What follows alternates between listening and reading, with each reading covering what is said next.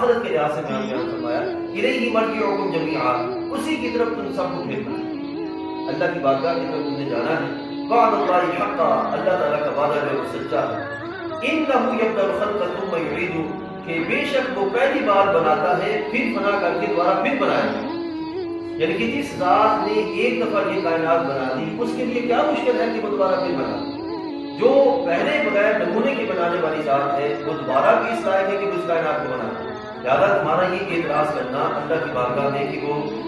یہ کائنات جو از خود بن گئی یا کائنات تباہ ہونے کے بعد پھر کون بنائے گا، اللہ تعالیٰ فرماتا ہے کہ جو پہلے بنانے والا ہے وہی بعد میں بھی اس کائنات کو تعمیر فرمائے جو بنا دیتا۔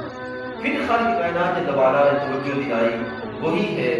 جس نے سورج کو جگمگاتا بنایا، والذی جعل الشمس ضیاء، سورج کو جگمگاتا بنایا، والقمر نورا، اور چاند کو چمکتا، وقدرہ منازل، اور اس کے لیے منزلیں ٹھہرائی۔ چاند آپ دیکھتے ہیں کبھی چاند ادھر ہوتا ہے کبھی جو ہے وہ ادھر ہوتا ہے، تو یہ برج بنے اور ہر برج کے لحاظ سے الگ الگ جو تقسیم ہے، تو اللہ تعالیٰ فرماتا ہے یہ کیوں بنائی منزلیں؟ لتعلموا عدد السنین والحساب، تم برسوں کی گنتی اور حساب جانو، یعنی کہ یہ اللہ نے یہ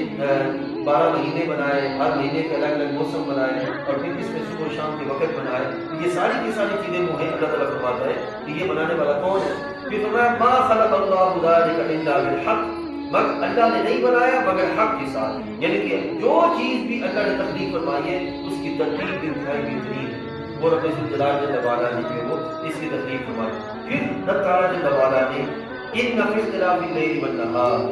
زمین اور آسمان کا آنا جانا، اس میں جو اختلاف ہے، وما خلق اللہ فی السماوات والارض، اور جو کچھ اللہ نے آسمانوں اور زمینوں میں پیدا کیا اس میں نشانیاں ہیں ڈر والوں کے لیے۔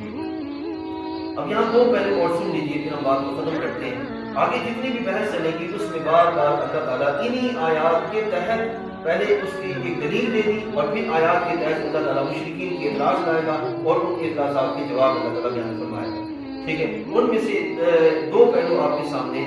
ایک تو مشرکین یہ کرتے تھے، اللہ تعالیٰ نے بار بار ہمیں ارشاد فرمایا کہ ذرا سوچو کہ جن کو تم مشکلات میں پکارتے ہو وہ کہاں اس قابل ہے کہ تمہاری مشکلوں کو سن سکے اور سن کر جو ہے وہ تمہاری اس کی پارسائی کر سکیں اور تمہیں جو وہ مشکلات کا حل کا اہتمام کر سکیں، وہ کہاں اس قابل ہے۔ ٹھیک ہے، اب یہاں یہ بات واضح رکھیے گا، یہ آیات وہ ہیں جو بتوں کے بارے میں نازل ہوئی، نہ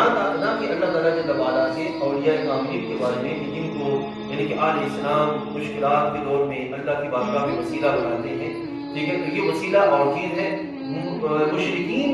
کا اپنے بتوں کو پکارنا یہ اور چیز ہے، وہ اپنے بتوں کو لائق عبادت ٹھہراتے اور لائق عبادت ٹھہرانے کے بعد بھی ان کو پکارنے کا اہتمام کرتے ہیں۔ ٹھیک ہے، اور ہمارا اہل سنت و جماعت کا جو معاملہ ہے وہ نہ ان کو لائق عبادت ٹھہراتے ہیں اور نہ ہی پکارنے میں اللہ تعالیٰ کا شریک جانتے ہیں کہ اللہ تعالیٰ جل وعلا کے مقابلے میں یہ لوگ کھڑے ہیں اور یہ ضرور جو ہے وہ اللہ کی بارگاہ میں ہمارا سلسلہ کریں گے، ایسا کوئی سلسلہ نہیں ہے، بلکہ ہمارا یہ عقیدہ ہے کہ ان کی برکت سے اللہ تعالیٰ اپنی فضل سے مصیبتوں کو دور فرمائے، نہ کہ یہ اللہ تعالیٰ کے مقابلے میں کوئی سفارشی ہیں، نہ اللہ کے مقابلے میں کوئی مد مقابل ٹھہرا دیے گئے ہیں، ایسا معاملہ ہرگز نہیں ہے۔ پھر خالق کائنات جل وعلا اسی بارے کے اندر آگے چلتے ہوئے ارشاد فرماتا ہے کہ للذین احسنوا الحسنی وزیادہ،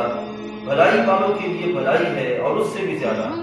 ٹھیک ہے، ان کے منہ پر نہ سیاہی چڑھے گی نہ خالی آئے گی، بھلائی والوں یعنی کہ جو ایمان لائیں گے اور اس میں ثقافت اختیار کریں گے وہ دنیا میں بھی روشن چہروں کے ساتھ ہوں گے اور آخرت میں بھی روشن چہروں کے ساتھ ہوں گے۔ لیکن فرمایا کہ والذین کسبوا السیئات، جنہوں نے برائی کمائی، وجزاء السیئۃ بمثلھا، برائی کا بدلہ برائی ہے، ان کے لیے انجام کیا ہوگا؟ ذلت چڑھے گی ان کے منہ پر اور گویا ان کے چہروں پہ اندھیری رات کے ٹکڑے چڑھا دیے گئے، اتنی سیاہی ہوگی ان کے چہروں پہ۔ اللہ تعالیٰ جل وعلا فرماتا ہے کہ وہ دوزخ والے اور ہمیشہ جو اس میں ہیں۔ ٹھیک ہے،